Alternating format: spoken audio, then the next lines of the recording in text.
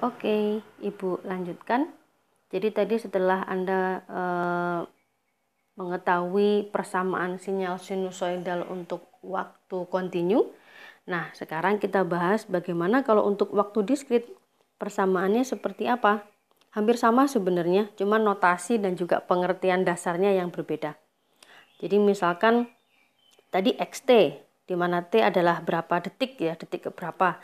Nah yang ini notasinya adalah XN. N ini menunjukkan sampel ke berapa.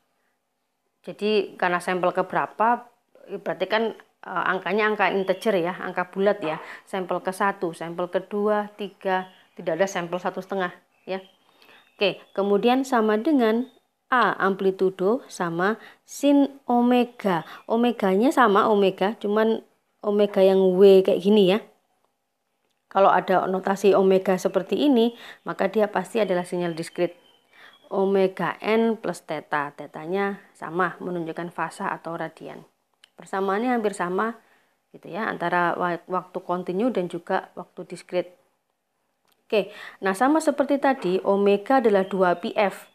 Tapi karena kita berbicara tentang sinyal waktu diskrit, maka nilai notasinya F-nya adalah F kecil. Si F kecil ini disebut dengan frekuensi digital. Ya, karena kalau F besar tadi adalah frekuensi informasi dalam waktu kontinu. Kalau sudah F-nya kecil, berarti sudah dalam bentuk diskrit. Ya. Kalau F besar tadi satuannya adalah berapa cycle per second atau hertz, maka yang F kecil ini adalah berapa cycle per sampel. Jadi ada 3 jenis frekuensi sebenarnya yang harus Anda pahami dan harus dipahami baik-baik, karena memang kadang cukup membingungkan ya, pengalaman Ibu bagi mahasiswa cukup membingungkan, jadi harus benar-benar dipahami. Oke, misalkan ini konsepnya, konsep dasarnya. Oke, ada 3 frekuensi kan. Yang pertama adalah F besar, frekuensi informasi tadi. Satuannya tadi adalah berapa cycle per detik per second. Kemudian ada yang namanya frekuensi sampel. Dia nyemplingnya berapa sampel dalam 1 detik. Sampel per detik. Nah, kalau ini dibagi cycle per detik dibagi sampel per detik, maka si F kecil kan tadi satuannya adalah berapa cycle per sampel.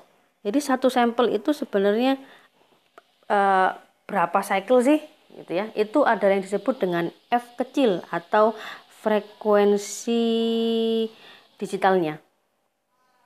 Ya. Jadi harus dipahami apa itu F kecil, apa itu F besar, apa itu frekuensi sampling atau Fs. Oke, hubungannya bahwa si Fs ini sama, semua frekuensi dengan periode hubungannya kan sama. Bahwa yang namanya periode sampling ya sama dengan 1 dibagi frekuensi samplingnya. Sama ya, semua konsep frekuensi pasti seperti itu. Oke, nah Ibu tunjukkan contohnya. Realnya misalkan. Oke, misalkan kita punya sinyal seperti ini. Nah, yang dimaksud dengan frekuensi diskrit tadi, frekuensi digitalnya tadi, ya, misalkan F tadi satuannya adalah berapa cycle per sampel. Oke, kita lihat di sini misalkan. Ya, di sini 1 cycle itu kan berarti misalkan dari 0 ketemu 0 gitu ya. Ini. Oke. Nah, berhenti di sini, jangan sampai ke sini karena ini adalah punyanya cycle berikutnya. Gini ya, kalau diskrit ya. Jadi Anda perhatikan bahwa cycle-nya, 1 cycle itu sepanjang ini. Ini adalah satu cycle-nya. Ya. Pertanyaannya adalah berapa cycle per sampel? Sampelnya kan cuman ini misalkan. Kita tahu bahwa satu cycle di sini ada 12 kan? 1, 2, 3, 4, 5, 6, 7, 8, 9, 10. Oh sorry, ada 10. Ya, berarti satu cycle itu ada 10 sampel. Berarti satu sampel di sini sama dengan berapa cycle? 1/10-nya kan? 1/10-nya dari ini kan? Maka F kecilnya di sini adalah sama dengan 1/10. Ya, atau sebenarnya Anda bisa hitung kebalikannya, misalkan lebih mudah. Terserah Anda pakai cara yang mana. Misalkan Anda hitung dari T-nya. Ya. Di T-nya di sini periode ya.